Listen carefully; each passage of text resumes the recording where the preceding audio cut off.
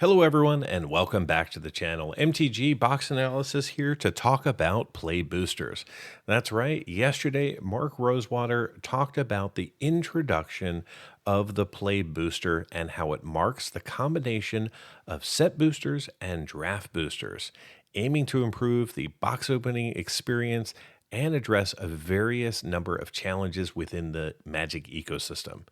The evolution stemmed from a bunch of data that they reviewed: sales data, player data, testing data, and unfortunately, the success of the set booster packs are really to blame. So let's talk about it. So, in this article, Mark talks about set boosters have a completely eclipsed draft boosters. That's problem number one. And then if you look at problem number three, he talks about the abandonment of draft booster packs. So, in both of these paragraphs, Mark is really saying that no one is buying draft booster packs anymore.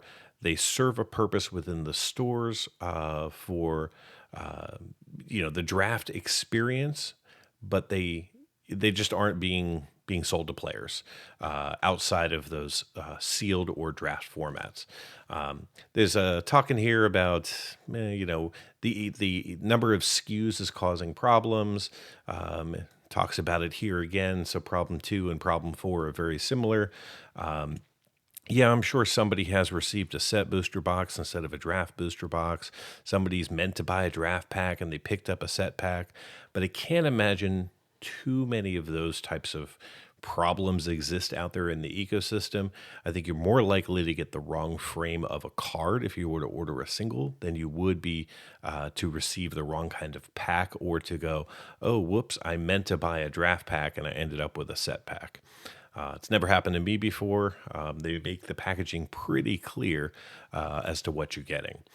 Problem number five is really kind of the outcome of set booster packs having more rare and mythic slots, right? Therefore, draft packs just aren't desirable. If you're going to spend $3 to $5 on a pack of cards, and you have a choice of one rare plus three uncommons, or this pack over here, which could also have one rare, or could have up to four for 50 cents to 75 cents more, less than 20% price differential, I think you're going to choose the set booster pack more and more. And that's what people were really, I think, going for. Problem number six, I think, is a little artificial. They talk about, well, you weren't getting the full experience within the draft pack. And so we want to make sure that everyone gets that experience. Well, if you wanted to collect all of the cards or get the flashier showcase cards, or maybe even have a better chance at a borderless card, then I think you were going to be targeting the set booster pack anyway. If you just wanted an official card with, all of the mechanics, you were probably going to lean towards draft anyway because you didn't care about all of that cool stuff, right? So you were looking to either save some money or just wanted to get the most amount of playable cards bang for your buck. So they talk about why they just aren't doing away with draft packs and just staying with set booster packs. So set booster packs have 12 cards, draft booster packs have 15. These are playable cards, and they just didn't work for certain types of formats, right? Another problem with set booster packs, if you're not aware, typically there were an affiliation or a leaning towards one particular color or one particular theme. So you might see a whole bunch of knights in one particular pack, or there might be a whole bunch of green, kind of leading to an imbalanced feel with regard to the kind of the way the packs felt. And then also the ratios of rares and mythics were significantly skewed in the set booster packs, which of course is why people naturally gravitated towards them. So they have come up with the play booster. So the play booster, take a full screen, right? So it has 6 slots for commons. It has a 7th slot, which will either be a common or a card from the list.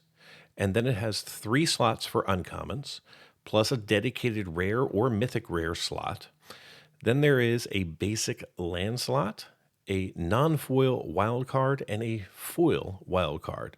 Now, the non-foil wild card or the foil wild card can be of any rarity, right? And that's where you could get up to 3 rares. And then in the list slot is where you can get the 4th rare, right? So obviously there's no rares here, none here, none here. So if you've got 1, potentially 2, 3, this would be where the 4th would be. Now that means that there's only 14 playable cards, so 2 more than a set pack, 1 less than a draft pack. And then there's also going to be a 15th slot, which will either be an ad, a token, a helper card, or an art card. That's right. So no more or no longer will you get an art card in every single set booster pack, right? Or will you get one in every single play booster? In fact, the odds are talked about in the article. Let's see if we can't find them really quickly. Here we go. So only 30% of the packs will contain an art card, and only 5% of the packs will contain an art card with a signature.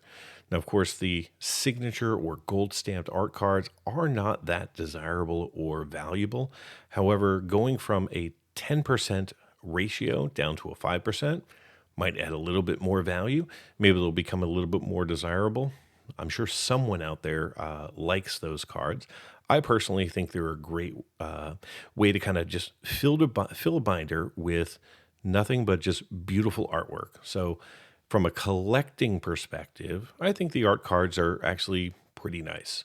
That's just my personal opinion. Do I ever think they'll be worth more than the original card? Absolutely not, because they're not playable. So they don't serve a functional purpose, but they do kind of provide you with full art illustration, even beyond extended art or borderless, or even scene break cards or anything like that. So I personally don't mind art cards. Just my opinion.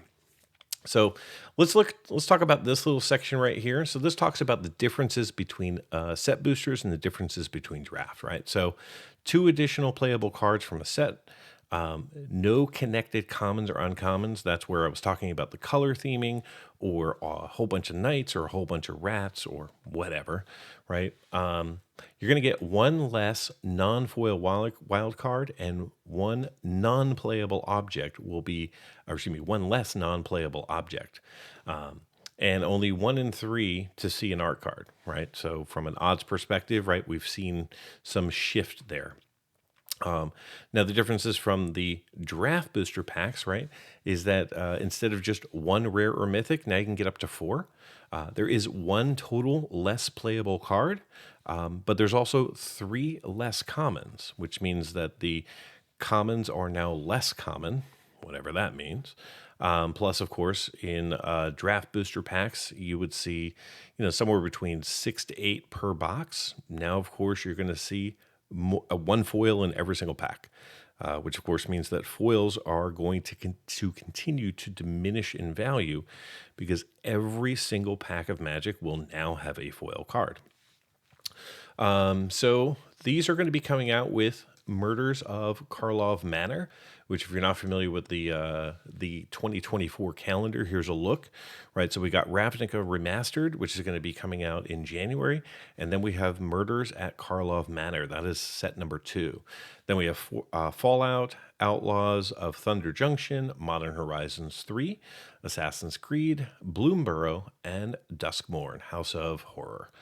So that's a look at the 2024 breakout, and this is where we're going to see those new booster packs. So gone are the days of draft and set. Now, on this channel, we're still going to continue to try and open up every single product that we can get our hands on. We're going to run through the full MTG box analysis at the end. I'll still continue to talk about eligibility, because there is going to be differentiation between collector packs and these new play boosters. And I want to make sure that you all have all of the information you need to make an informed purchasing decision. So that's it for today. I just wanted to do a quick recap of this article that I saw. If you have any questions, drop them below. If you have any feedback for Wizards, probably drop them a note, but feel free to drop a comment. I don't speak for them, I don't represent them, but I'm certainly happy to talk about them. Until next time, do something amazing. Get early access to videos, download the analysis for every box open on the channel, and personally DM me, just like these fine people. All by becoming a member of the channel through YouTube or over at mtgboxanalysis.com. You'll find links in the description. Until next time, do something amazing.